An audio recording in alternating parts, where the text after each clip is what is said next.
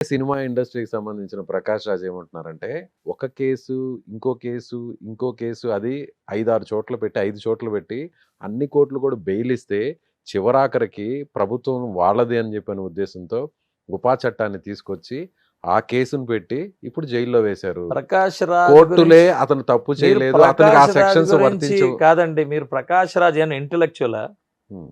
ఇంటలెక్చువలా ఈ మీరే దేశంలో చెప్పండి. ఈ దేశంలో చట్టాలు ఉన్నాయి. మతాల మధ్యన గొడవ పెట్టకూడదు, మతాల మధ్యన చిచ్చు పెట్టకూడదు అనేది ఒక చట్టం ఉంటుంది. ప్రకాష్ రాజ్ అనే వ్యక్తి వచ్చి ఎవరో ఒక నమ్మకాన్ని కామెంట్ చేసినప్పుడు అతనికి ఎలా గౌరవిస్తాం? మాకున్న ఇన్ఫర్మేషన్ ప్రకారం ఆయన డబ్బులు తీసుకొని చేస్తున్నాడు అనేది మాకున్న ఇన్ఫర్మేషన్. ప్రకాష్ రాజ్ ఎస్, ఎవరి దగ్గర ఇంకెవరు చెప్పండి, మీరే చెప్పండి. పెయిడ్ ఆర్టిస్ట్ అయినా అదే ఎవరి దగ్గర ఇంకెవరు? తీసుకున్నారు? వైఎస్ఆర్సీపీ నుంచే. ఇప్పుడు వైఎస్ఆర్ పార్టీ ప్రభుత్వం ఉన్నప్పుడు ఈయన ఎందుకు ప్రశ్నించలేదు?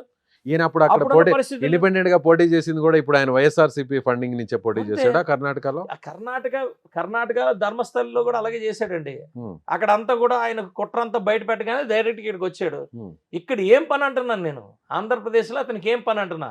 హ్మ్. దేశంలోని మీరు హిందూయిజంనో ఇంకొకరినో ఇంకో దేవుడినో మీరు ఎందుకు హేళన చేసి ఎలా పడితే అలా మాట్లాడతారు? అలా ఉందా చట్టంలో, రాజ్యాంగంలో అలా ఉందా?